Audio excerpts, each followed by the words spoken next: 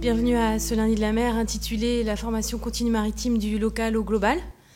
Alors la formation continue maritime, c'est un passage obligé pour un marin s'il veut changer de poste, de grade, de type de navire, de zone d'activité. Donc pour en parler, nous accueillons Moustapha El Ketam, qui est directeur du Centre européen de formation continue. J'ai dit directeur tout court. Directeur adjoint, pardon, du Centre européen de formation continue maritime ici à Lorient. Et nous verrons que la formation des marins est aussi touchée par la mondialisation. Bonne conférence. Merci.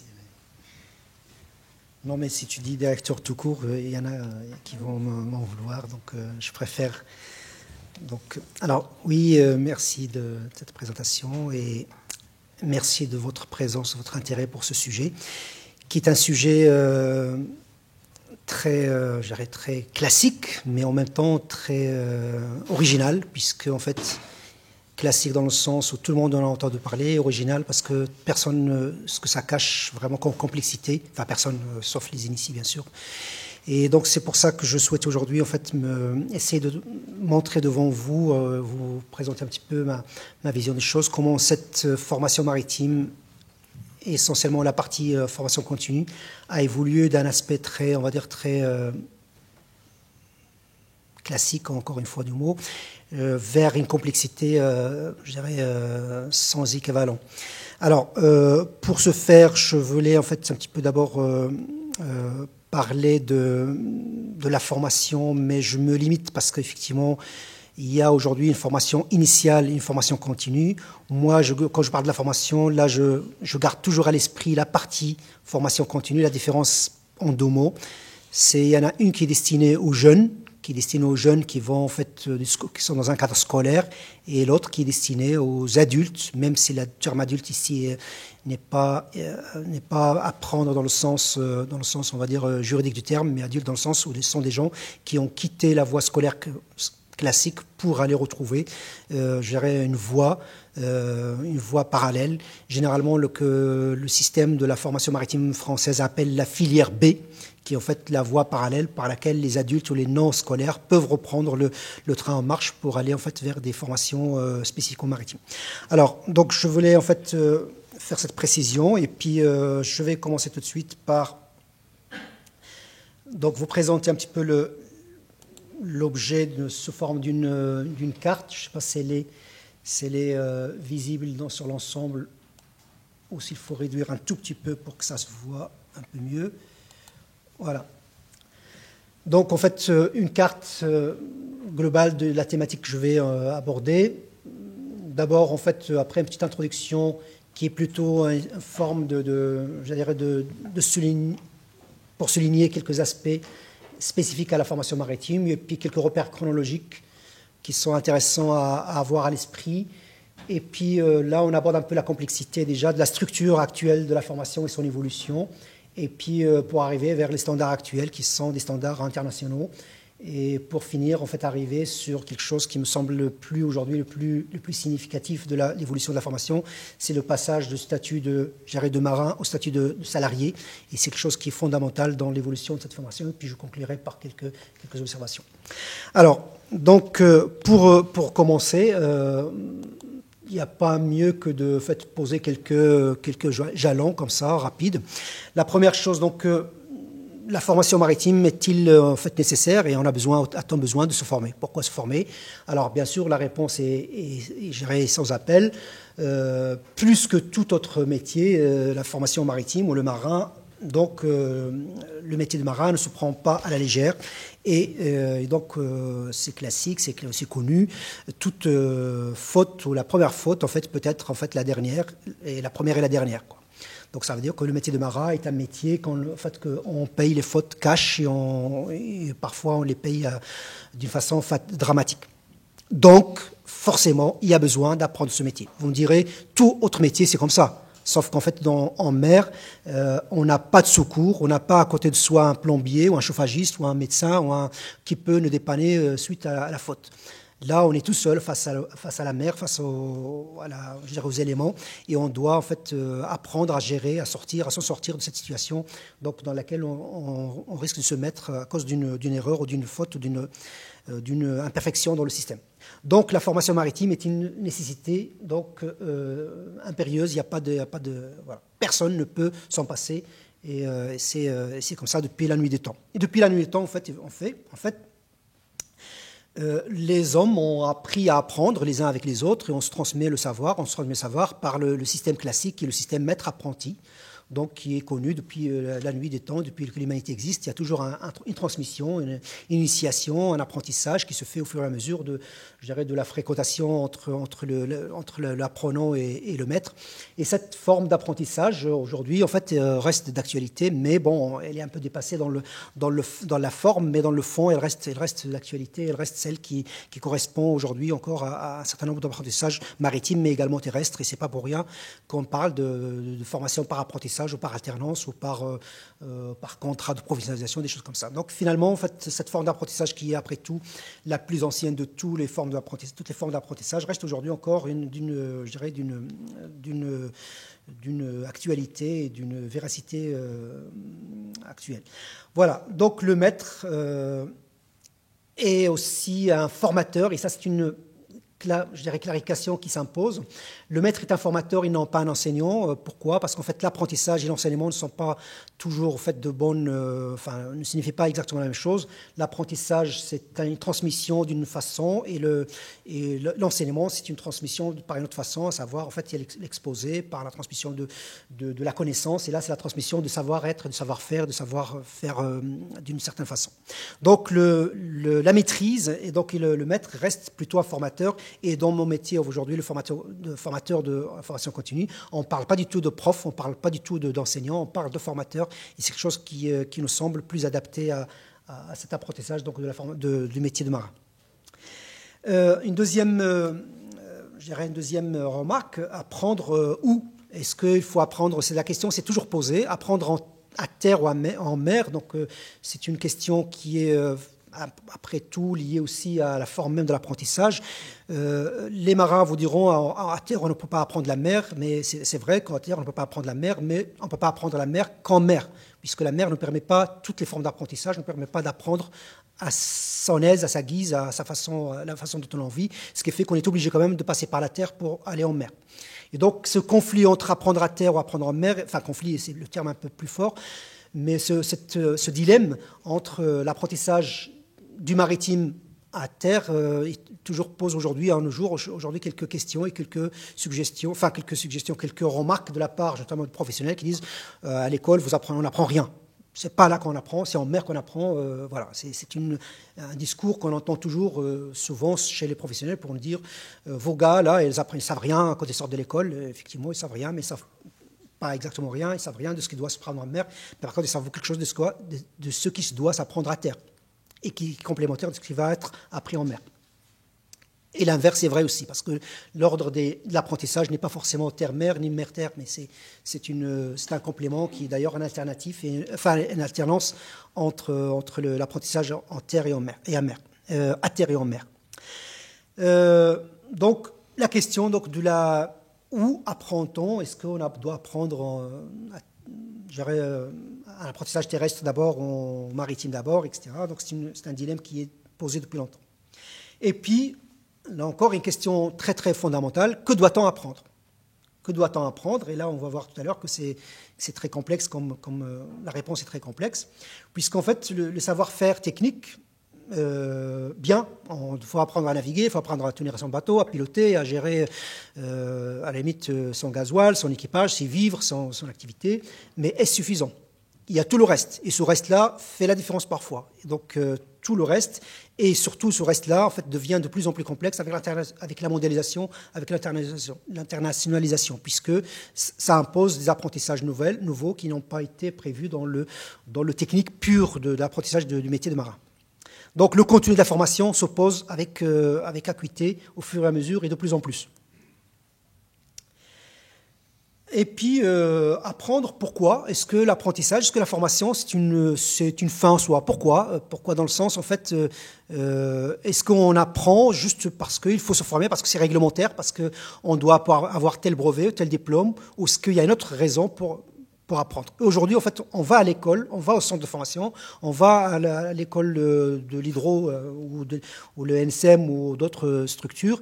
C'est pas seulement pour apprendre à devenir marin, mais c'est parce qu'en fait, il y a des gens qui ont besoin de compétences. Il y a des gens qui ont besoin, qui ont des problèmes, qui ont des situations à gérer, à créer, à manager, à envisager tout simplement, et qui sont ces nouveaux besoins qui vont inciter, en fait, aujourd'hui, les centres de formation, les organismes de formation et le système de formation à évoluer, à ne plus seulement dispenser que des formations techniques classiques qui sont en fait celles d'apprendre à conduire et à mener un bateau d'un point A à un point B, mais d'autres problématiques. Et du coup, les entreprises aujourd'hui ne parlent pas d'avoir des marins, ils parlent de gérer les compétences. C'est la GPEC, c'est la gestion prévisionnelle des emplois et des compétences. On parle de modularité parce qu'en fait, on a besoin juste d'un petit morceau et on n'a pas besoin toute une totalité d'un parcours de formation. On a besoin de former quelqu'un à partir de ses bases arrière, à savoir de ses connaissances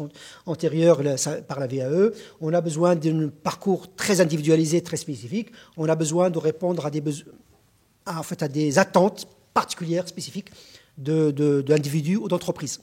Du coup, en fait, cette série de questions font qu'en fait, la formation maritime est un endroit où se côtoient toute une série de problématiques et que parfois le système tel qu'il a été mis en place historiquement n'envisage pas toutes les réponses à ces questions-là.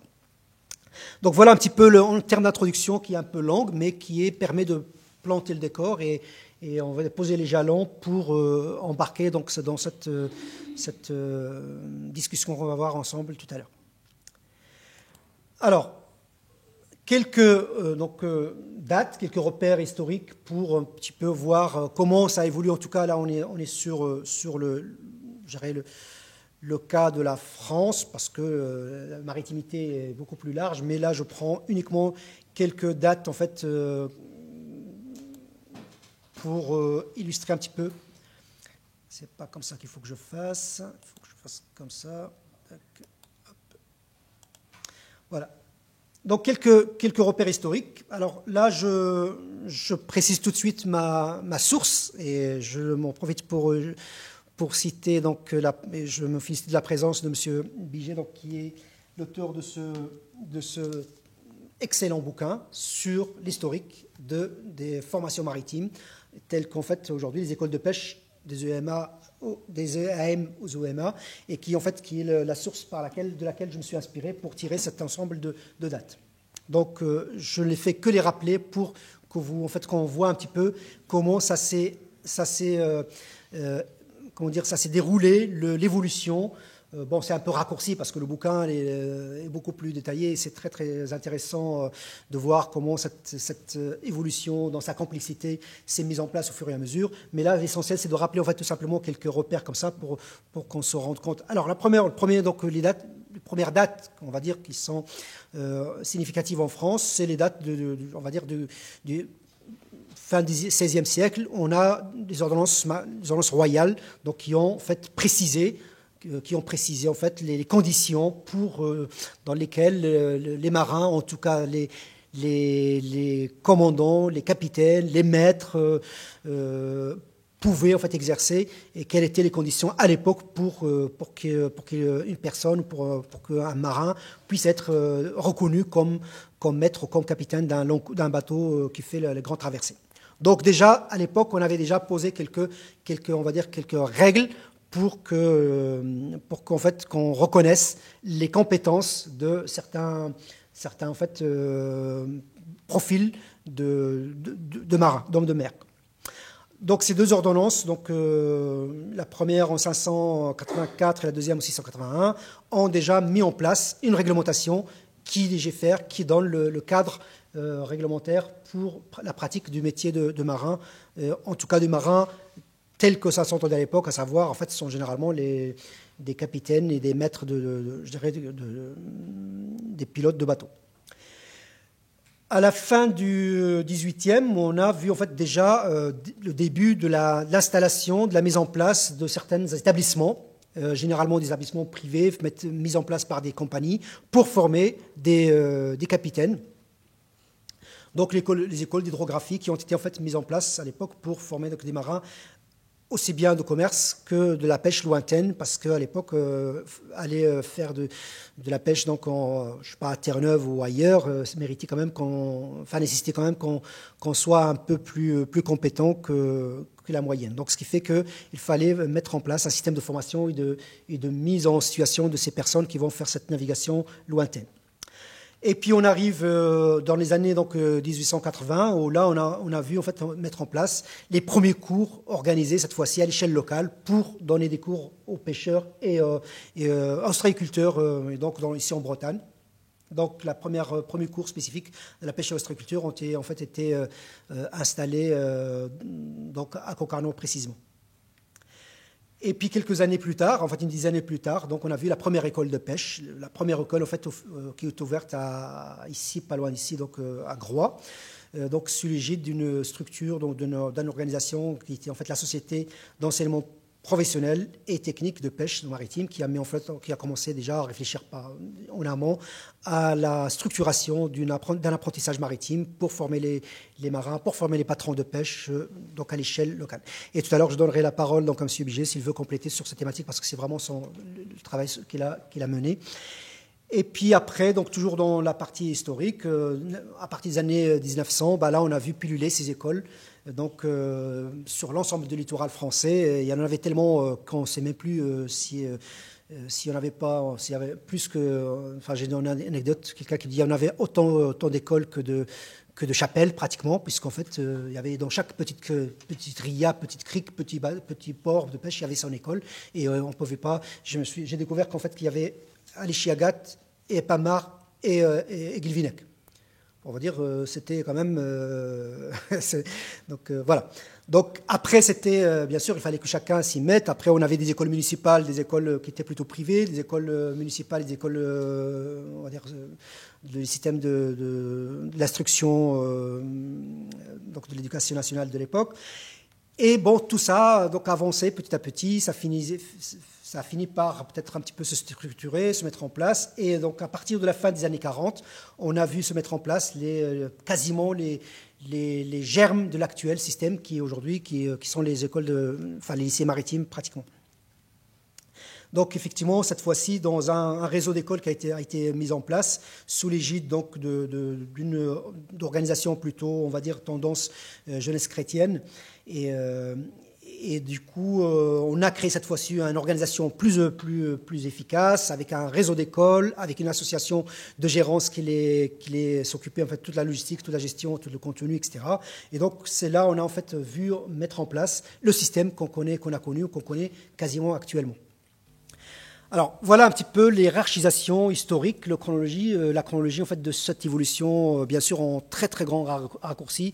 Et je vous conseille de vous jeter un coup d'œil sur le livre de M. Biget pour en avoir vraiment les connaissances plus approfondies. Alors, après ça, il y a aussi, en fait, en parallèle à cette évolution des structures, de la forme, du cadre, on a en même temps une évolution du contenu et de la certification et de la filière elle-même. Comment est-ce qu'en fait, quel diplôme, quel papier, quelle certification, quelle reconnaissance on donnait aux gens. Là, pareil, on a également une espèce d'évolution qui a plus ou moins accompagné l'évolution des structures. Et donc, là, on est beaucoup plus récent, puisque il y en avait d'autres qui étaient... je ne voulais pas remonter trop loin dans cet aspect-là, mais juste sur les années en fait récentes, on a par exemple la mise en place, l'obligation d'avoir en fait une formation maritime avant d'embarquer sur un bateau de plus de 25 tonneaux. Donc cette obligation a été mise en place donc dans les années 75. Et puis par la suite, il y a la loi de centralisation qui a repris donc tout ce qui existait avant, mais qui a converti cette fois-ci les anciennes écoles maritimes, d'apprentissage maritime qui étaient en fait issues de cette évolution dont je parlais tout à l'heure. et qui a en fait transformé ça, bon, légèrement sur la forme, mais sur le fond, ça reste quasiment la même chose. Donc, cette fois-ci en EMA, école d'apprentissage, école maritime et aquacole. Donc, cette fois-ci, on a rajouté une dimension aquacole dans l'affaire, et on a transformé la JAM, qui était l'association qui gérait cet ensemble depuis les années 40, en AGEMA, qui est une nouvelle association de gérance des écoles donc, maritimes et aquacoles. Donc une association qui relève du ministère de l'Équipement et du Transport et qui a toujours en fait été on va dire le bras séculier de cette administration pour gérer, pour accompagner, pour administrer tous les aspects donc de ce réseau donc des écoles. Là encore, le réseau était très touffu, très important, puisqu'il y en avait toujours autant d'écoles, il y en avait partout, pratiquement, il y en avait besoin, ils étaient pratiquement toutes, ils faisaient tous le plein, avec un régime, avec un système d'apprentissage, avec un système de discipline très bien organisé. Ce système a perduré jusqu'aux années 90, et on a une nouvelle donc, restructuration, on a vu une nouvelle certification qui a évolué de fameux CIAM, qui était en fait le certificat d'apprentissage maritime, dans un système nouveau. Et en fait, on est, on va dire, allé vers pour se conformer, pour se rapprocher de ce qui se fait dans l'éducation nationale. Donc en fait, on est passé sur un système CAP, BEP vers un bac pro. En même temps, c'est là qu'on a en fait, créé en fait la voie. On a une voie qui permet aux gens qui n'ont pas eu l'occasion de suivre la formation classique initiale pour pouvoir rattraper le coup et rentrer dans la formation donc pour adultes via le certificat d'initiation nautique qui est le CIN, qui est une petite formation, on va dire, rapide, qui permet aux gens d'intégrer le système de formation maritime par la porte de la formation pour adultes. Certains EMA sont devenus entre-temps en fait, des EPLE, et en fait, les établissements publics locaux d'enseignement, et parce qu'en fait, ils sont passés sous statut de la région, qui est devenu un peu, à l'époque, depuis cette époque-là, en fait, est devenu le maître de la formation donc, secondaire et la formation continue. Et puis en 91, là, l'aspect, en fait, l'obligatoire qui a été mis en place en 75 est devenu obligatoire et généralisé à tout type de bateau. À partir de cette date-là, en fait, nul ne peut embarquer, nul ne peut pratiquer le métier de marin professionnellement parlant sans avoir en fait été formé ou suivi une formation idoine pour ce faire. Et puis les années 95, ça on se rappelle tous, c'était les années un petit peu dures pour la pêche française. C'est en fait la fin de l'époque, on va dire, faste, en tout cas le summum de la crise, c'était 94-95. On a vu les équipages se réduire comme peau de chagrin, on a vu le bateau disparaître, etc. Et donc là, on s'est rendu au fait que les écoles étaient un peu plus nombreuses que ce qu'il en fallait. Donc, démarche de regroupement, démarche de fermeture, démarche de la politique de ce qu'on connaît, d'austérité, de se recentrer un petit peu sur certains aspects d'économie d'échelle, et donc fermeture d'un certain nombre d'organismes. Et en même temps, en parallèle, donc, il y a eu cette fameuse STCW dont on va parler tout à l'heure, qui est mise en place dans les années. Elle a été mise en place depuis 78, mais en 95, elle a été instaurée pour rentrer en vigueur en France en 96. Et du coup, en fait, on a aussi à la fois une réforme du système, mais également une réforme du contenu de la formation. Du coup, en Bretagne, on a vu en fait le nombre d'écoles fermées et à l'époque, on va dire les décideurs politiques et administratifs ont choisi d'avoir une structure dédiée à la formation continue, et d'où la création de CFCM, donc qui a regroupé à l'époque 5 écoles, à savoir Concarneau, Lorient, Audierne et Douarnenez. Il y en a une qui n'a pas pu tenir le coup, c'est Audierne, qui a juste entré-sorti. Douarnenez a tenu pendant quelques années et elle a fermé dans les années 2000. Et puis le CFCM est resté aujourd'hui avec ses 3 sites, à savoir Lorient et Concarneau et le centre de sécurité de Concarneau. Et avec bien sûr toute la relation contractuelle avec les lycées maritimes qui sont les 4 lycées bretons. Et puis en 2001, fin de la GEMA, et je regarde M. Tullio qui a connu cette période-là et qui a, après, en fait, à l'époque de la GEMA, en fait, il y a eu une dispersion du personnel de la GEMA. Certains sont devenus ministère des Affaires, ministère de l'Agriculture, d'autres sont passés au ministère de l'Équipement et Transport, d'autres sont restés contractuels de telle ou telle organisation. Et donc, fin de la GEMA, fin des écoles maritimes, et en fait, le système ancien a vécu. Il n'y a plus de AM, il n'y a plus de EMA, même si aujourd'hui encore on passe à côté de centre François Tollet, qu'on dit l'école de pêche. En fait, il n'y a plus d'école de pêche, il n'y a que les centres de formation et les lycées maritimes. Et que ces centres de formation et lycées maritimes ne font pas à la pêche, ou pas uniquement pas qu'à la pêche. Donc en fait, on change complètement d'orientation, on est dans des structures, cette fois-ci, de formation maritime dans le sens large du terme. En 2005, nouvelle réforme, cette fois-ci liée toujours à la STCW, nouvelle réforme donc, de la filière B, à savoir la filière B, en fait, c'est la filière formation continue maritime réglementaire, création de nouveaux brevets, création de brevets de capitaine de sang, création de brevets de chef de car 500, etc. Donc en fait, on a vu se réformer, parce qu'avant, il y avait une autre on va dire en fait une autre hiérarchie des brevets. Et cette fois-ci, c'est une nouvelle en fait, structure qui a été mise en place. En 2010, remake de la réforme, puisque la STCW s'est réformée elle-même, et elle a imposé au système français, au système mondial, de se remettre à nouveau à jour et de se moderniser, ou en tout cas de se coller aux exigences de cette convention dont on va évoquer tout à l'heure quelques contenus. Et puis, il y a 1 an, 2 ans, on a en fait une nouvelle réforme française, donc cette fois-ci, de la filière B. Ça veut dire ce qui a été réformé en 2005, il est réformé en 2015. Donc tous les 10 ans, bon, c'est un peu le rythme de réforme en France. Et on a, nous, en fait, les acteurs de la formation, on a juste le temps de se faire pour qu'on commence à se défaire pour se refaire à nouveau. Voilà, donc c'est un petit peu l'évolution des brevets, et enfin pas des brevets, mais en tout cas de la filière de la formation continue et bien sûr initiale, puisque au départ ils étaient un peu, on va dire, faisaient partie du même système. Alors, formation initiale, formation continue, donc juste pour ceux qui ne connaissent pas, même si c'est un petit peu ardu, donc je vous présente. Ça, c'est pas la bonne.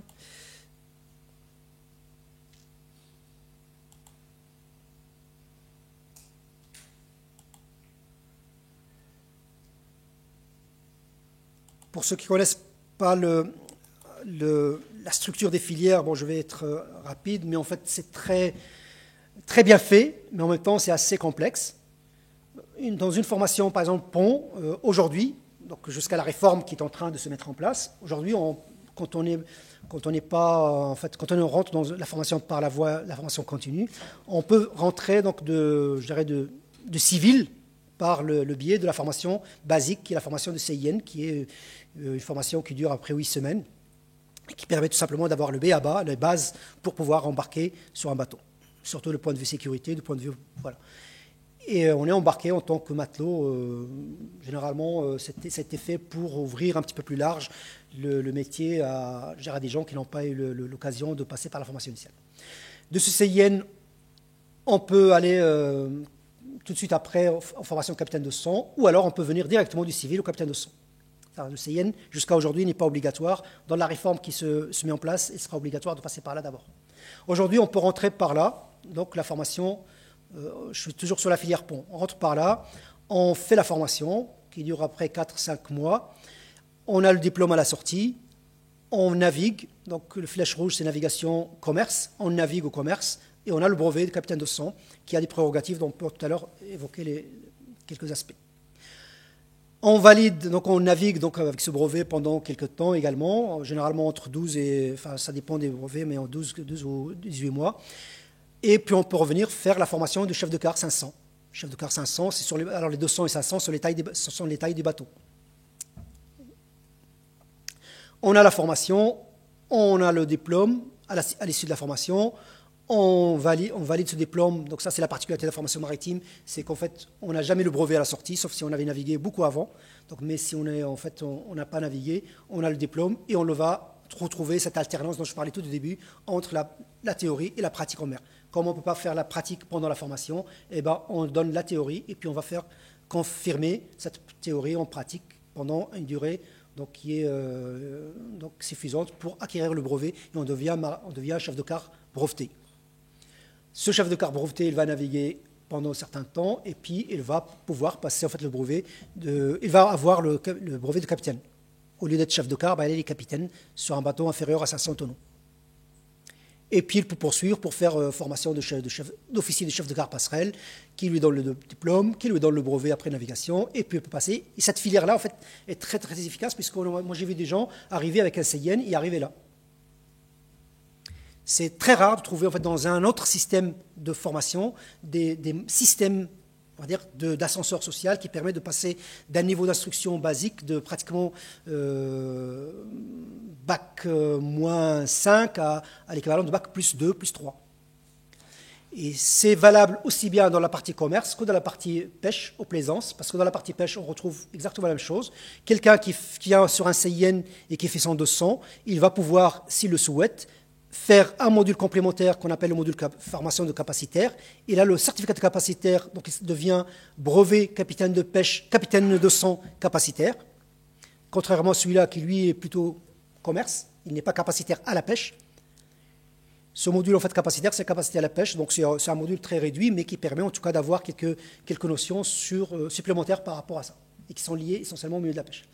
Et donc suite à ça, s'il navigue à la pêche en vert, il va pouvoir faire le cours de chef de car 500, comme celui-là, sauf que lui, il a en plus validé son 200 à la pêche, ce qui fait que quand il a son 500, il a en même temps le diplôme de 500 et de lieutenant de pêche, puisqu'il a des prérequis de pêche, et qui, celui-là, son collègue qui a fait la même formation que lui, et qui n'a pas fait le capacitaire, ne peut pas prétendre à être lieutenant de pêche, puisqu'il n'a pas eu le module pêche. Ce lieutenant de pêche va naviguer donc, à la pêche toujours. Il va pouvoir, s'il le souhaite, faire la formation de patron de pêche, la confirmer par une navigation et obtenir le brevet de capitaine de patron de pêche, et puis faire le chef de car passerelle, cette fois-ci formation de commerce, comme celui-là, puisqu'ils ont la même base de formation de chef de car 500. Il va faire la formation de chef de car passerelle, mais lui, il peut avoir, à côté de chef de car passerelle, puisqu'il est pêcheur, les modules de capitaine de pêche, et il peut sortir chef de car passerelle, capitaine de pêche. Donc, en fait, la formation pêche, le fait d'avoir ce petit module ici, donne plus de prérogatives qu'au commerce. Et pareil, il va pouvoir, en fait, aller faire le 3000 et aller vers même au-delà de 3000. Le parcours voile est identique. Pareil, on peut partir, sauf que au lieu de faire que le 200 tout court ou le 200 pêche, on fait le 200 avec un module voile. Et on a la même ascension jusqu'à arriver aux 3000 voiles. Et ça, sur une durée à peu près, de 7-8 ans, on peut arriver en fait de ce niveau-là à celui-là. Et je peux vous dire que j'en ai vu, moi, en quelques années que je suis dans cette structure, j'en ai vu beaucoup qui sont rentrés par cette porte-là et que je retrouve aujourd'hui, au minimum, ici. Donc c'est comment dire, un système qui est très très intéressant en termes de d'ascension et de rattrapage du ratage de l'école, comme on dit, parce qu'avant on disait aux gens, si tu ne travailles pas à l'école, tu vas faire la pêche. Et bien maintenant, en fait, on peut dire, si tu n'es pas bon à l'école, tu ne verras pas faire la pêche. Et parce que c'est vrai que pour faire ça, il faut quand même s'accrocher, quoi. Voilà, donc ça, c'est en fait l'aspect, on va dire, complexité, mais aussi intérêt de cette filière, qui est une filière relativement complexe pour les néophytes, mais qui est, somme toute, assez logique. Bon, je ne vous assomme pas trop avec les prérogatives, mais je vous montre quand même rapidement la logique des prérogatives est également très cohérente. Vous avez en fait le brevet et vous avez les fonctions et les tailles des navires. Et donc en fait pour chaque brevet, le capitaine de 100, soit sur des tailles de bateaux, il ne peut travailler que sur les bateaux de moins de 200 UMS et il ne peut aller que jusqu'à 20 000 décotes. Et donc là-dessus, il peut faire soit officier de car, soit second capitaine, soit capitaine. Et plus on va dans les diplômes supérieurs, plus on peut faire ces fonctions-là sur des bateaux plus grands. Jusqu'au capitaine Lancourt, qui lui, il est capable théoriquement de faire, depuis le petit bateau jusqu'au grand bateau, toutes les fonctions. Donc en fait, chaque brevet va donner des compétences, soit de chef de quart, soit de second, soit de capitaine, en fonction des tailles des bateaux. Et c'est un système relativement... Alors chaque fois, en fait, ce que je disais tout à l'heure, chaque fois que quelqu'un veut changer de taille de bateau, eh ben, elle revient à l'école pour changer de fonction, pour aller chercher en fait, le brevet qui... Et c'est comme ça en fait, qu'on passe de là à là, à là, à là, au fur et à mesure de l'évolution de sa carrière. Et cette hiérarchisation donc, au niveau du pont, on la retrouve identique au niveau de la machine, pareil, sauf que là, ce n'est plus en tonneau, ce n'est plus en UMS, donc l'unité de mesure de tonnage, mais c'est en kilowatts, qui est l'unité de mesure de la puissance des moteurs marins. Et du coup, on va trouver en fait, celui qui a juste un mécanicien au niveau basique, c'est-à-dire ce qu'on appelle le PCMM, ou le 250. Celui qui a le 200, puisque le 200, il est aussi polyvalent, puisque c'est un capitaine, et tout capitaine, théoriquement, doit être polyvalent. Donc, il a une partie machine, il peut être mécanicien sur des petits bateaux, etc. Le mécanicien 750, le 3000, etc. Et donc, ce système est très, très bien fait, très bien structuré. C'est vrai que quand j'en parle autour de moi dans la vie, les gens me disent mais c'est impossible à comprendre, c'est du chinois, il n'y a que les marins qui peuvent, effectivement, il n'y a que les marins ou les gens qui sont proches des marins.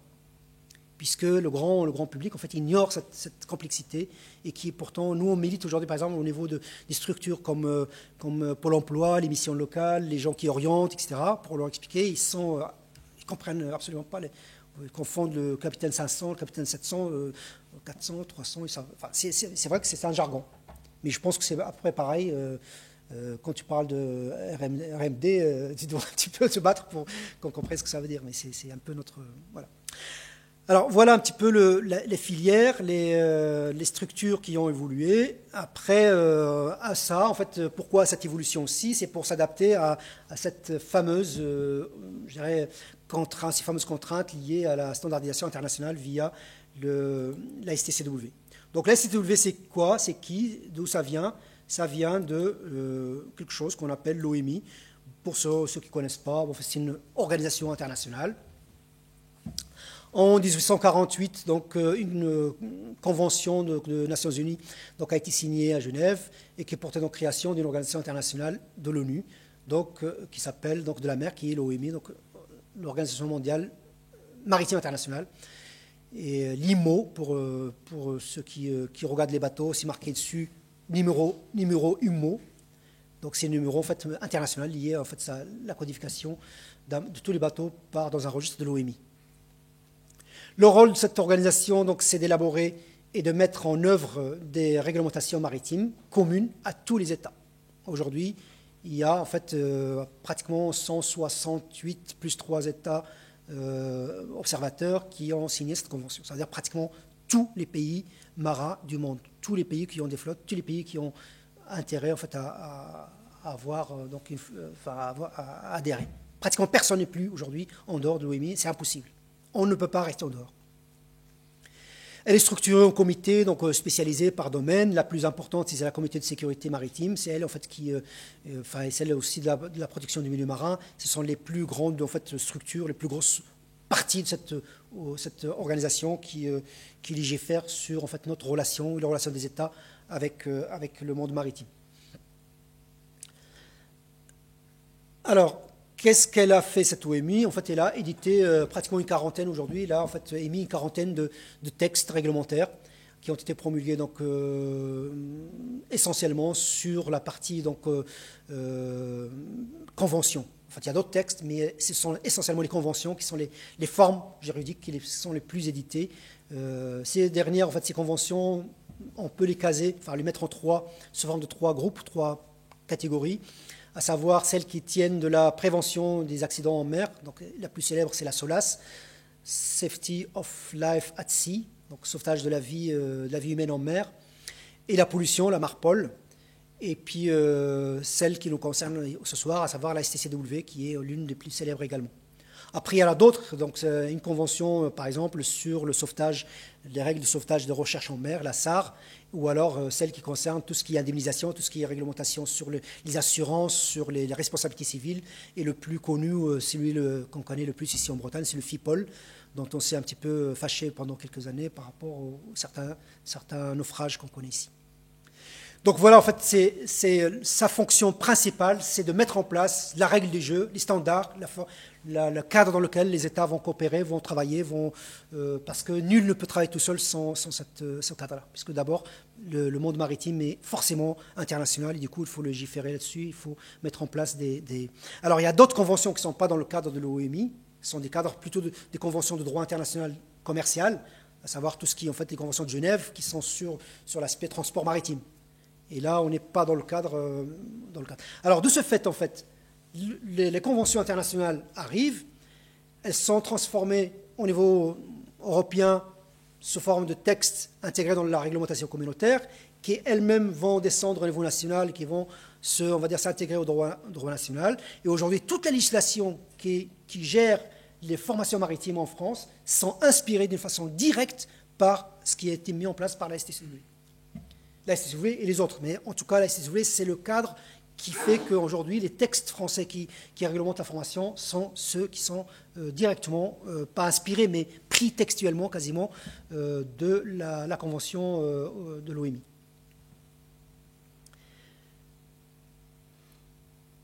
Alors, ce qui fait en fait l'intérêt de cette convention, c'est qu'après, un marin français ou un marin belge ou un marin anglais ou un marin sud-africain, ils vont avoir le même socle de formation commune, ils vont parler à peu près le même langage, on va dire le même langage maritime. En tout cas, ils sont censés avoir reçu le même niveau d'instruction de base. Après, il y a quelques différences qu'il faut observer, mais théoriquement, c'est le base. Alors, du coup, de ce fait-là, en fait, on passe sur une conséquence, c'est qu'en fait, aujourd'hui, on n'est plus sur la logique de gérer les carrières de marins, mais on gère les compétences du marin parce que la STCW, en fait, elle ne raisonne pas en termes de carrière, voilà, mais en termes de compétences de chaque fonction. Alors, les entreprises, elles, en fait, savent qu'en fait que leurs marins, ils ont le même socle technique, ils savent tous tenir le quart, ils savent tous piloter, ils savent tous regarder, en fait, analyser une carte, faire un cap, une route, tout ce que vous voulez. Ça, c'est classique, mais pour les entreprises, ce n'est plus assez, ce n'est plus suffisant, parce qu'elles ont besoin d'autre chose. Elles ont besoin, aujourd'hui, c'est notre quotidien à nous, elles ont des problèmes et elles nous demandent des formations solutions.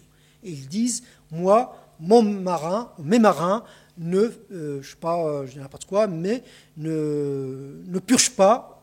Voilà, ils sont formés, ils sont mécaniciens 3000, mais ils ne purgent pas les circuits tous les matins. Donc, la démarche n'est plus à former un marin à la mécanique ou à l'hydraulique, mais c'est de former les marins à un esprit, une obligation, à une démarche qualité de l'entreprise. Et ça, aujourd'hui, c'est la demande la plus récurrente chez nous, c'est les entreprises nous viennent avec des problématiques qui ne sont pas forcément liées à la formation maritime réglementaire, parce que les marins sont réglementairement diplômés, brevetés, mais par contre, il y a un autre comportement, une autre efficacité à trouver, une autre, je prends un exemple qui n'a rien à voir, mais en fait, un armement qui vient nous dire, voilà, nous, mes marins ne veulent pas porter les casques, ou ne veulent pas porter les VFI. Alors, armement à la pêche qui vient, me dit, rien à faire, j'ai beau à leur dire, ils ne veulent pas porter les VFI. Ce n'est pas dans le maritime, ce n'est pas dans la réglementation STCW, ce n'est pas dans les textes de loi, c'est dans notre texte, c'est dans le texte qui est en fait le DUP, par exemple. Et là, la formation est complètement à côté par rapport au maritime. C'est une formation de management, c'est une formation sur les comportements, sur les attitudes, etc. Aujourd'hui, on a des problèmes sur les relations à bord des équipages, sur les relations interculturelles entre les équipages qui sont mixtes, qui sont pluriels, etc. Et du coup, en fait, la démarche n'est plus du tout une démarche de formation de marins, mais une démarche de formation de salariés tout court d'une entreprise qui a confronté à des complexes. Donc des marins, des entreprises qui demandent des besoins, qui ont des besoins de solutions par rapport à des problématiques, qui ont des besoins d'une polyvalence. Polyvalence ici, ça veut dire en fait, ce n'est pas qu'un marin qu'on veut, c'est un marin qui va gérer des situations très complexes et qui sont en évolution. En fait, le marin doit être capable de gérer de la complexité et qui, en fait, cette complexité n'est pas figée, n'est pas fixe. Elle est évolutive, elle est dépendante de l'espace et de le temps. Donc, ça veut dire que cette complexité change si on est en Afrique de l'Ouest ou si on est en Amérique du Nord ou si on est en mer Baltique. Et du coup, en fait, cette demande aujourd'hui est très flagrante dans notre sollicitation. Les domaines, par exemple, sur lesquels les entreprises nous sollicitent, parce qu'aujourd'hui, le raisonnement, l'entreprise n'est pas qu'un bateau, l'entreprise est une entreprise comme une autre. Le bateau, c'est un outil, et que la technicité à bord du bateau est nécessaire, forcément, mais ce n'est pas suffisant, puisqu'on a besoin d'une connaissance en commercial, parce qu'un bateau qui ramène un poisson ou qui ramène une marchandise avariée, ça n'a pas d'intérêt. Des problèmes financiers, parce qu'un capitaine ou un second qui ne raisonne pas sur les aspects financiers, l'amortissement, je sais pas moi, tous les problèmes liés aux problèmes d'échange, aux problèmes de responsabilité sur les chèques, sur les crédits documentaires, que sais-je encore.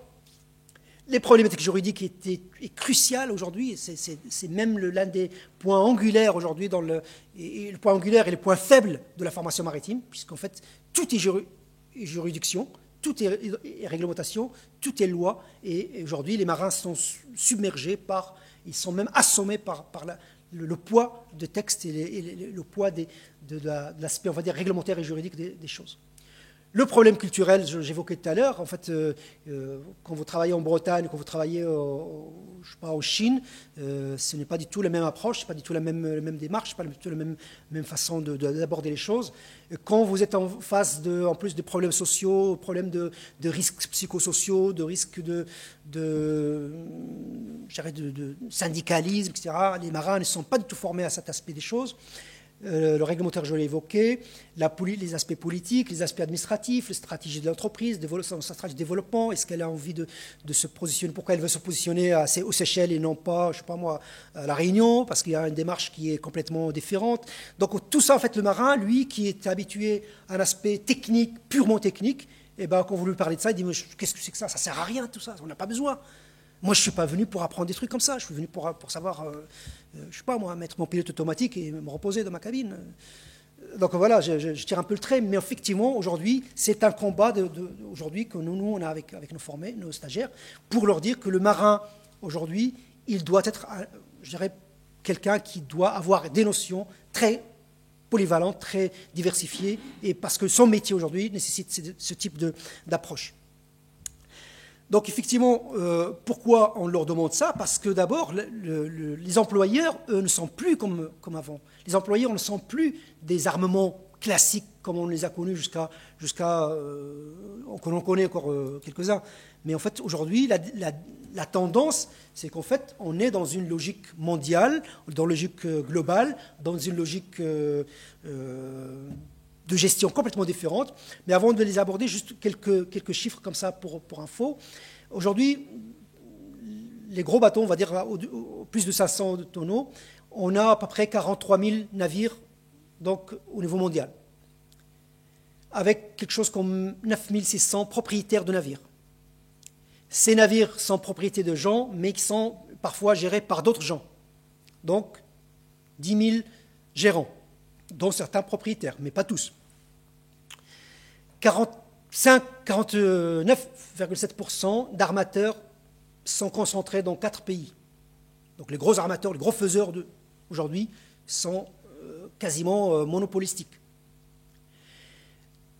Les 2 tiers, un peu plus, de navires sont sous pavillon dit de libre immatriculation, donc pour ne pas dire de complaisance,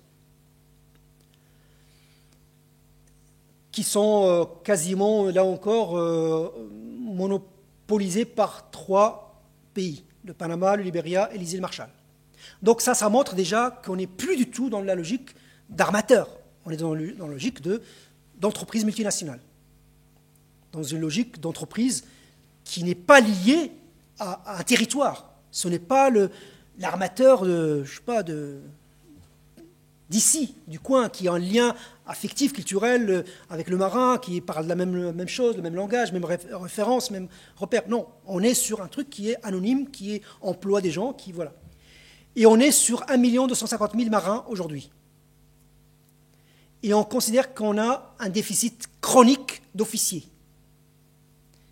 La Chine produit aujourd'hui 30 000 officiers par an, à elle seule. La France, on est quelques centaines, et encore. Donc ça veut dire que le métier de marin est un métier, il n'y a pas plus mondial, il n'y a pas plus international, il n'y a pas plus cosmopolite. Alors, quand on parle à nos marins, à nos stagiaires de ça, ils ont le tournis. Ils ont le tournis et puis ils disent finalement, est-ce que je suis bien tombé? Est-ce que je suis bien là, quoi? Est-ce que peut-être que je fasse le crépier, ou je sais pas. Et ben on dit non, en fait non, il faut rentrer dans ce jeu-là, parce que si on rentre pas, on est largué, et là c'est encore pire, quoi. Alors donc ces entreprises, hop, je suis un peu trop loin, trop vite. C'est bien mon truc, mais voilà, c'est là qu'il faut que j'aille. Hop. Alors donc aujourd'hui, en fait, le marin est un produit, finalement, est un produit d'export. C'est trop, je dirais, trop violent. Mais aujourd'hui, les pays, la Belgique, la Pologne, les pays anglo-saxons fabriquent du marin et l'exportent. Et c'est un produit qui, en fait, aujourd'hui, la Pologne fait quelque chose comme 2000-2500 marins par an. Ce n'est pas pour la flotte polonaise. L'école d'Anvers, que certains connaissent ici, sort quelque chose comme plusieurs centaines de marins tous les ans. Ce n'est pas pour la petite flottille belge. Donc ça veut dire en fait qu'on produit du marin comme, on va dire, comme main-d'œuvre qualifiée qui rapporte de l'argent, qui rapporte de la. Donc en fait c'est un produit de service. Et ce produit de service, en fait, pourquoi? Parce que les activités maritimes sont par essence internationales, parce que les entreprises sont multinationales, parce que les bateaux ne sont plus sous pavillon étranger, sont sous pavillon étranger.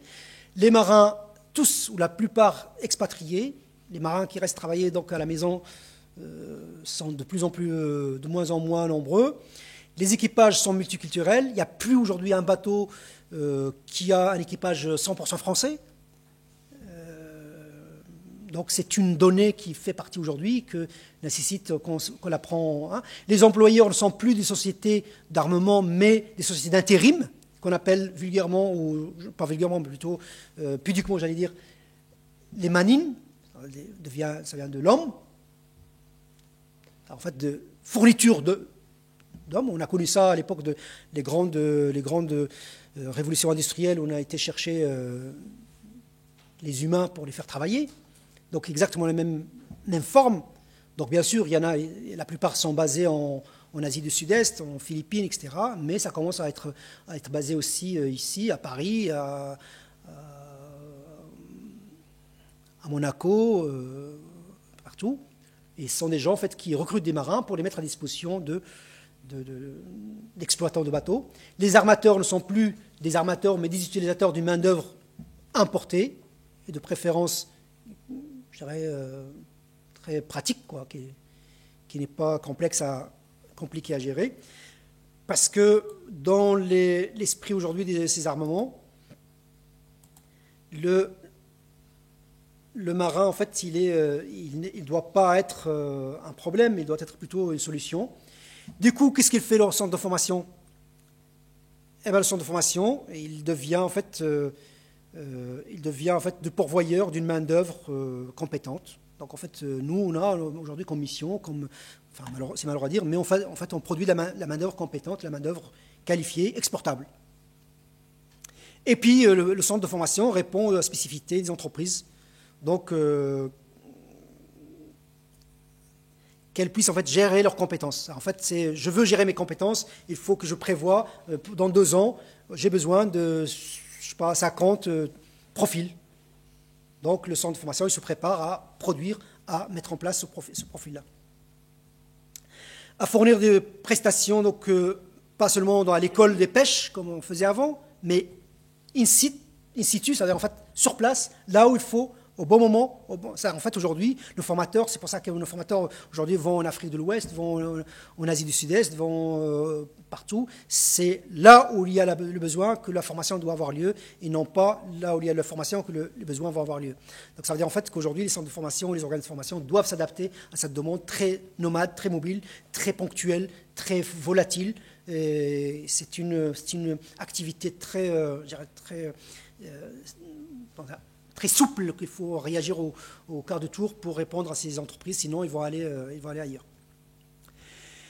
Donc fournir des prestations sur les lieux de présence des marins partout dans le monde, c'est-à-dire développer les modes de formation adaptés à ces besoins-là, à ces contextes, à savoir des modes de formation donc, adaptés à chaque situation par la pédagogie. Ça, en fait, si vous avez des gens qui ne parlent pas français, vous êtes obligé de faire votre formation en anglais ou en langue locale. Si vous avez des gens qui ont un niveau scolaire très basique, vous êtes obligé d'adapter des méthodes pédagogiques pour adultes, on va dire, non instruits, des formations à distance, des formations sur simulateur, des formations sur tablette. Donc en fait, tout le mode de formation s'inscrit dans une évolution qui est liée à cette révolution nouvelle dans le besoin de monde maritime, donc qui est lié à sa propre évolution. Et puis, il faut aussi anticiper, le centre de formation doit anticiper aussi les besoins de demain, puisqu'en fait, on nous parle de la révolution des énergies marines renouvelables, donc il faut se mettre sur les starting blocks. On nous parle de drones marins, ça veut dire en fait drones marins, ça veut dire des bateaux qui sont avec des pilotes à terre. C'est encore des fantasmes, mais il y en a qui commencent déjà à réfléchir dessus. Le bateau du futur, donc qui mélange la voile, la vapeur et que sais-je encore comme propulsion. Le bateau à zéro hydrocarbure, bateau qui pêche durablement. Donc tout ça en fait sont des données qui nous tombent dessus et qu'on doit avoir les antennes et qu'on doit avoir en fait la capacité à réagir, la capacité à anticiper.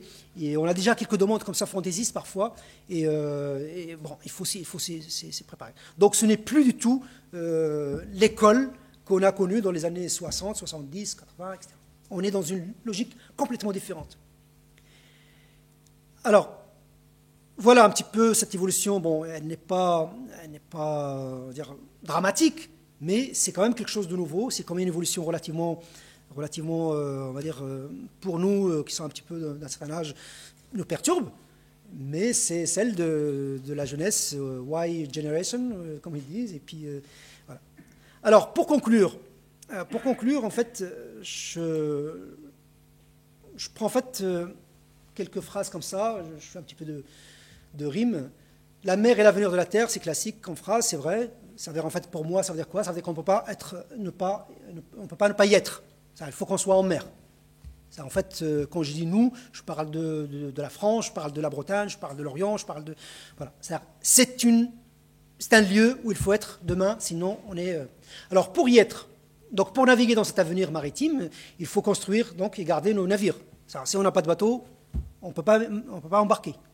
Donc, on a beau être marin à terre, ce n'est pas assez.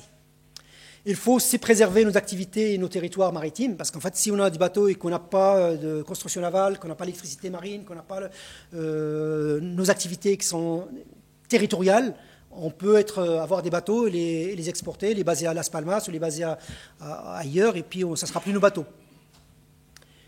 Idem, il faut maintenir donc le métier, parce que les métiers, ça veut dire les savoir-faire, et moi je milite dans d'autres lieux pour dire que la principale richesse, c'est la richesse humaine.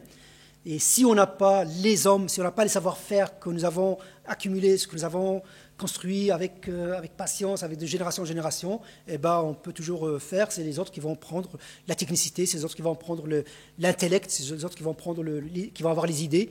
Et les idées sont toujours importantes quand on a des bateaux et des activités. Donc si on a des idées avec, c'est mieux. Et il faut donc garder des professionnels bien formés à la compétence, en fait formés pas seulement pour les former parce que c'est réglementaire, mais il faut qu'ils soient formés pour être meilleurs que les autres. Si on forme le marin et qu'ils sont médiocres, eh ben, dans le contexte actuel, ils seront pas bons. Aujourd'hui, l'une des caractéristiques des marins français, c'est qu'ils sont reconnus comme étant compétents. Et ça reste encore un avantage comparatif qui est appréciable et qu'il faut maintenir. Et pour ce faire, bien sûr, il faut avoir des outils pour faire cette formation de compétences, des outils de recherche, de formation, pour en fait, maintenir donc, cette capacité à faire de la performance et à faire de la compétence. Et du coup, il faut développer, donc, encourager nos structures économiques, parce que si on n'a pas l'entreprise, si on ne peut pas tenir la concurrence. En fait, ça, c'est la politique générale, c'est l'aspect, en fait, ce qu'on dit en France, il faut avoir une politique, comme on dit, politique maritime française. Et ça, c'est un truc. Donc, si, etc., je dis ça, il faut, mais en fait, c'est juste pour en fait donner une petite note un peu de souhait. Et pour ça, il faut une forte prise de conscience. Je pense que c'est la première chose qu'il faut qu'on ait. Aujourd'hui, je pense qu'on est encore dans la logique de on est les meilleurs, on a les meilleurs pêcheurs du monde, on a les meilleurs marins du monde, on a les meilleurs bateaux du monde, etc. Et en même temps, on n'a pas complètement, dans certains milieux, pris conscience que le monde aussi meilleur, et au moins aussi meilleur que nous. Donc, prise de conscience de notre place et notre rôle et l'importance de la situation, et une politique donc à la hauteur de ce que vous voulez. Voilà, je vous remercie. J'espère que je n'ai pas été trop long.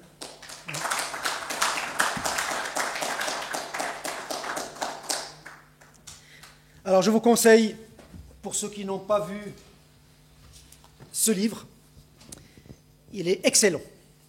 Je ne le dis pas parce qu'il y a M. Billet qui est là, mais c'est parce que vraiment c'est un livre qui mérite le détour. Moi, je vous remercie M. El-Khettab d'avoir pris des références dans cet ouvrage que j'ai fait il y a quelques années. Effectivement, je m'aperçois que la formation maritime, qui est née aussi d'une grande époque dans les années 1890, est née de cette idée qu'il fallait développer la formation pour que les pêcheurs s'adaptent au monde moderne de l'époque. Et vous avez montré qu'il y a une continuité dans cette formation maritime, qu'il faut effectivement que la formation maritime s'adapte au monde actuel et que eh bien pour ça, il faut développer les structures de formation et développer les entreprises maritimes. Donc effectivement, on retrouve un peu, c'est une constante un petit peu historique, hein, on retrouve cette lignée d'idées qu'il faut développer la formation maritime. Alors ça ne veut pas dire que les marins ne peuvent pas travailler sans formation, hein, puisque bien avant les écoles de pêche, ils savaient pêcher, ils savaient travailler, et ils le font toujours très bien. Je pense que la formation maritime est indispensable, mais que ce qu'on pourrait appeler très prosaïquement un sens marin est aussi indispensable, et que les marins, on le sait, sont des gens capables de s'adapter à toutes les situations, qu'elles soient environnementales, qu'elles soient techniques, qu'elles soient économiques, qu'elles soient politiques. Ils savent s'adapter, et effectivement, on le voit par l'émergence de tous ces renouveaux du monde maritime, qu'ils soient au commerce ou à la pêche. Voilà, donc c'était ce que je voulais dire et vous remercier. Moi, j'étais très intéressée par tout ce qui a été dit, et je me posais la question, quand on entend dire que la Chine produit, entre guillemets, parce que le mot produit, c'est vrai, c'est produire des hommes, ça me fait toujours un peu drôle d'entendre ça, mais enfin bon. Et que la France, à côté de ça, en produit 100.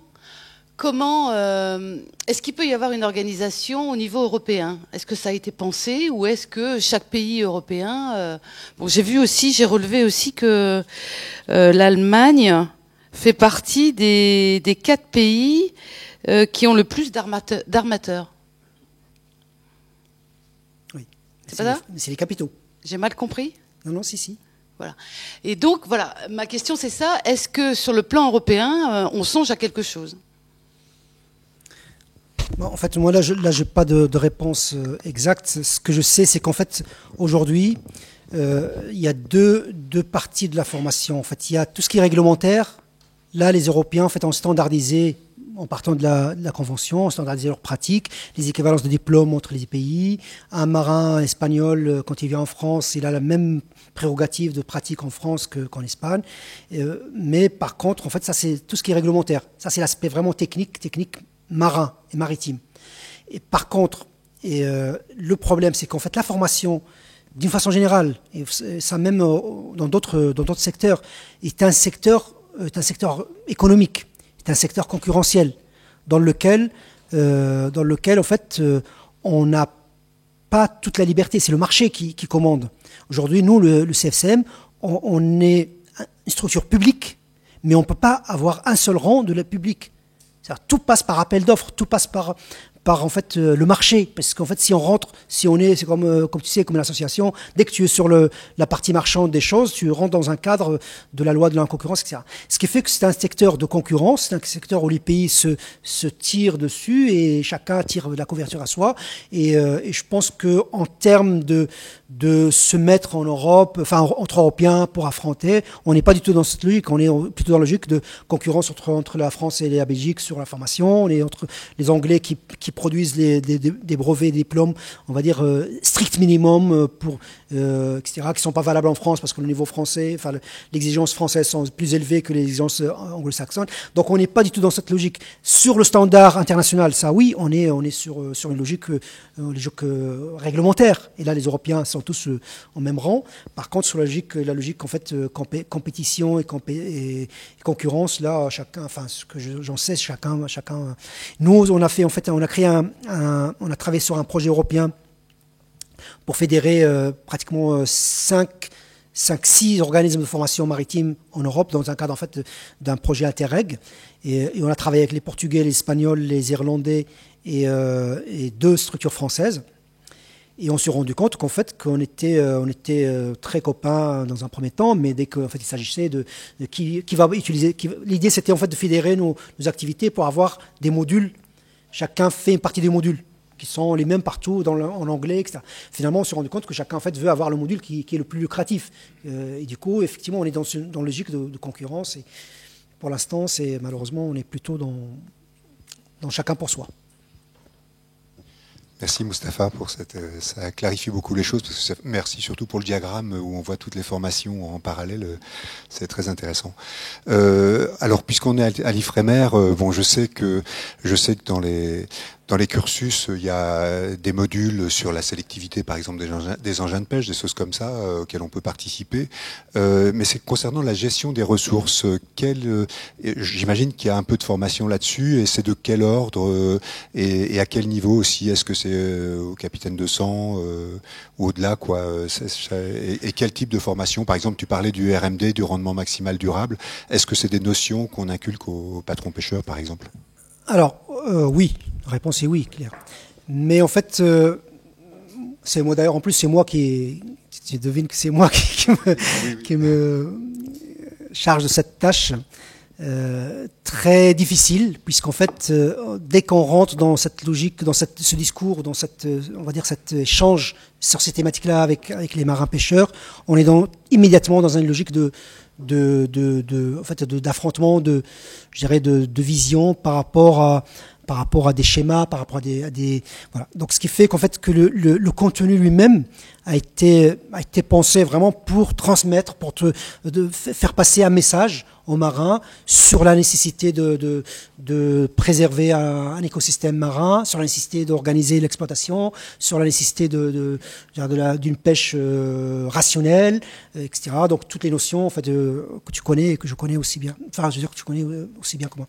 Donc, mais par contre, en fait, ça a toujours été la croix et la bannière pour avoir sa place dans ce discours.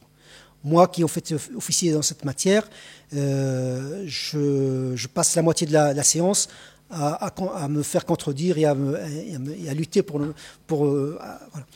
Mais ça, c'était, en fait, moi j'ai commencé en 98 pratiquement à enseigner dans ces matières-là. Au fur et à mesure du temps, je vois les générations accepter et concéder, entre guillemets, que la nécessité est importante, que la notion est importante, que l'apprentissage de cette espèce de science qu'ils ont toujours un peu considéré comme... voilà. Et au fur et à mesure, en fait, il y a ça que je vois commencer vraiment, au fur et à mesure, commencer à rentrer, être un besoin, même à avoir des demandes. Et puis en parallèle, on voit aussi tout ce qui est la nécessité, les besoins en droit, en réglementation, en juridiction maritime, en conditions d'exploitation, conditions d'accès, voilà. Et c'est quelque chose en fait qui rentre. Malheureusement, les programmes sont rigides, les contenus sont réglementaires, c'est des textes de loi. Et nous, on est confrontés à une thématique. Soit on donne juste le nécessaire, parce que derrière, quand Jean ici présent passe un examen, qui vient parfois passer l'examen, il a un référentiel sur lequel il interroge les gens. Si on dépasse ce référentiel, c'est pour nous ça. En fait, c'est un plus qu'on doit donner, enfin qu'on donne à nos stagiaires. Mais il faut le faire dans le temps imparti. Et ce qui fait que parfois on n'arrive pas à donner la réponse à nos stagiaires. Ils ont besoin, par exemple, moi j'ai le capitaine de pêche, ils ont 4 heures, uniquement 4 heures sur le droit des pêches européens. 4 heures. Et ils ont par contre un panel sur la sécurité, et ils disent, ça c'est plutôt marée marchande, nous on voudrait avoir un truc. Et Agathe Le Gallec qui fait ce cours, elle vient toujours me dire, tu peux pas me trouver 2 heures de plus? Je dis, oui, si je trouve 2 heures, il faut que je les enlève sur le cours de machin, etc. Donc on est toujours un peu en contradiction avec ça. Et si jamais on n'avait pas fait les 4 heures, mais on a fait un truc qui les intéresse le plus, parce qu'ils voulaient qu'on parle, je sais pas moi, du bar, le problème du bar, la fermeture, etc. Et qu'on n'a pas fait ces 4 heures, et que Jean Touliot les interroge sur les 4 heures, et qu'ils n'ont pas, et le contenu des 4 heures, ils n'ont pas répondu, ben, ils sont collés. Donc ce qui fait qu'on est toujours un peu en lutte entre le référentiel qui est rigide, et entre des besoins, des demandes, des attentes, des gens qui sont parfois... Voilà, l'art, c'est de trouver en fait, à donner le minimum garanti obligatoire par le texte et essayer de trouver dans le temps ce qui reste. Mais aujourd'hui, en fait, les contenus de formation contiennent un minimum de ça. Ce n'est jamais assez. Et ça a besoin de beaucoup plus de temps que le reste, parce que quand vous leur donnez des règles de bar, ils sont ravis. Les règles de bar, le radar, l'ARPA, là, il n'y a pas besoin de... Par contre, quand vous leur donnez la biologie marine, eh ben, il faut être... il faut tenir quoi, pour passer le premier cap. Le cap du rejet d'abord, et puis on discute après. Et c'est après les discussions... Mais c'est passionnant en même temps. Parce qu'en fait, aujourd'hui, c'est quelque chose qu'ils demandent de plus en plus. Mais par exemple, sur la gestion des ressources, ils ont quelques heures, quoi. Gestion des ressources, bon, ils ont, enfin, moi je prends les capitaines de pêche, ils ont quelque chose comme 30 heures de gestion de la ressource quand même. Ah, quand même, ouais. D'accord. Mais par contre, cette gestion de la ressource, ça part de la biologie du plancton jusqu'à en fait jusqu'au grand effet de, je sais pas, de climat, de la pooling sur la. Voilà. En passant, bien sûr, mais on ne va pas rentrer dans les détails de la VPA et de trucs comme ça. Hein. On va rester sur les grands principes. Hein, parce qu'une fois que vous rentrez un petit peu, si vous rentrez un petit peu plus, là, vous cassez le mythe. Mais il y a quelques. À mon sens, c'est pas assez. À mon sens, c'est pas assez. Parce qu'en fait, dès qu'ils commencent un petit peu à s'intéresser, à comprendre le truc, c'est fini le cours. Il n'y a pas assez. Mais en même temps, les programmes sont trop lancés parce qu'il y a tellement de choses que le marin aujourd'hui, moi je leur dis mon chapeau, parce qu'en fait vraiment, en plus c'est des gens qui sont plutôt dans l'apprentissage on va dire, par mémorisation, parce que c'est un travail dur. Et la quantité, il y a un truc qui s'appelle le CGO, qui est en fait le certificat de gestion pour la télécommunication. Ils ont un pavé comme ça, avec des numéros d'onde, des fréquences à retenir par cœur. Et ils les retiennent. Et moi, quand je vois ça, je me dis, mais vraiment, vous êtes chapeau. Les contenus de formation sont monumentaux. Monumentaux. Et ils sont très bien formés, parce qu'une fois qu'ils arrivent là, vraiment, c'est des gens... tu peux embarquer sans problème. Enfin, malheureusement, il y a des fois... Ok, merci. Je voudrais te poser une question sur le financement de votre institution. Est-ce que l'enseignement que vous donnez, il est très payant, il est presque gratuit, vous avez plein d'argent par ailleurs, comment ça marche? Mais répondez rapidement, c'est juste pour avoir une idée, quoi. Non, mais en fait la structure donc, dans laquelle je travaille, c'est ce qu'on appelle un GIP, donc un groupement d'intérêt public, en fait, dans lequel il y a l'État, la région et les professionnels à travers leurs organisations professionnelles. Et chacune des parties a mis en place, à la création, a mis en place une part. Enfin, c'est un ménage à 3, chacun a ramené sa partie, en fait. Et par contre, ça, c'était le départ. Une fois que ça est créé, c'est à l'institution de se débrouiller pour se financer. Donc, on est financé sur l'appel d'offres. On répond aux appels d'offres de la région, de l'Europe, etc. Et on est financé par les entreprises qui payent la formation de leurs salariés. Soit c'est les demandeurs d'emploi et c'est le public, enfin le système public, la région, Pôle emploi, ce que vous voulez. Soit c'est des salariés, et ça, c'est en fait, il y a des systèmes de financement qui sont les entreprises ou des fonds liés à la formation dans lesquels cotisent les entreprises.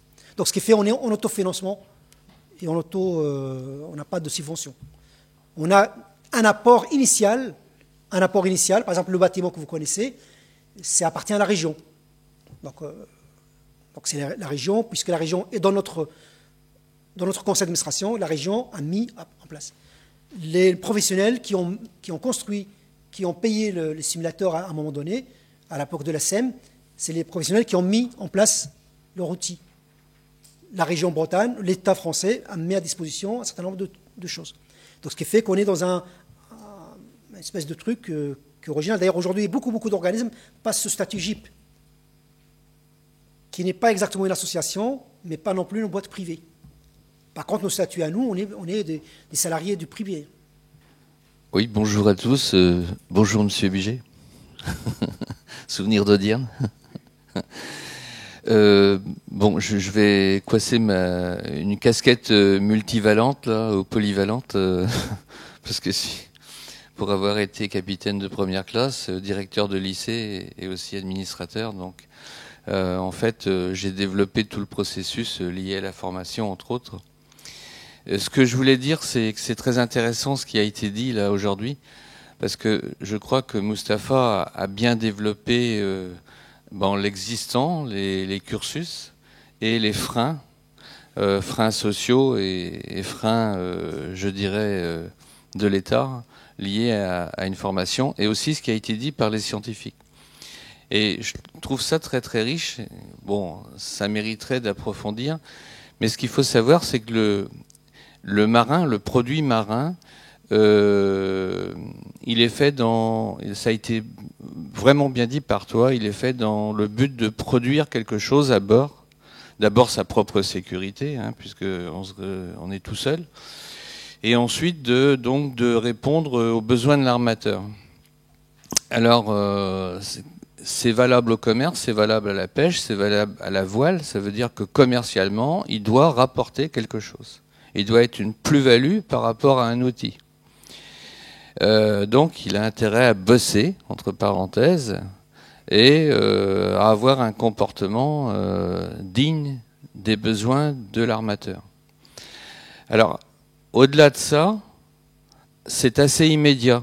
C'est-à-dire qu'il n'y a pas un organisme central en France, ni en Europe, qui essaie de réfléchir ou de se projeter à terme sur la valeur ajoutée aujourd'hui que pourrait donner le marin à la société française ou européenne.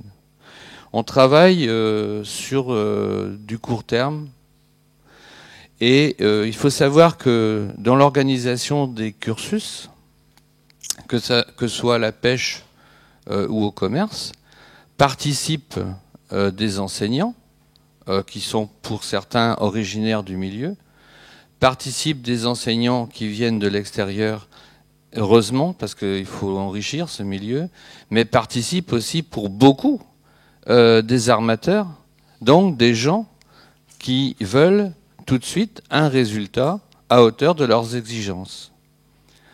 Je vais donner un petit exemple. Aujourd'hui, un certain nombre de cours du niveau 1 sont réalisés pour que les personnes, à terme,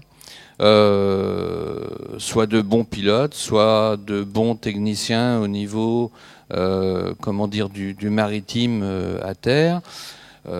Pourquoi ? Parce que 95% des gens qui ont suivi ce cursus, au bout de 15 ans, vont devenir des terriens. Mais les armateurs ont très bien compris ça. Et donc, les sociétés de pilotage aussi, les organismes liés au paramaritime aussi, ils vont trouver là des gens disponibles, des gens qui travaillent, des gens qui parlent un peu anglais et qui veulent bien se l'approfondir. Et donc, ils ont trouvé une population qui leur convient. Mais les armateurs qui veulent fidéliser des marins, qui veulent avoir des gens pour partout, ils vont plutôt travailler sur le niveau 2. Par exemple, c'est le cas aujourd'hui de Dreyfus. C'est quasiment le dernier armateur français au long cours. Et il aime bien le niveau, ce qui a été appelé niveau B, hein, niveau 2, niveau B. En fait, qui par le biais de la promotion sociale peut devenir niveau 1 également.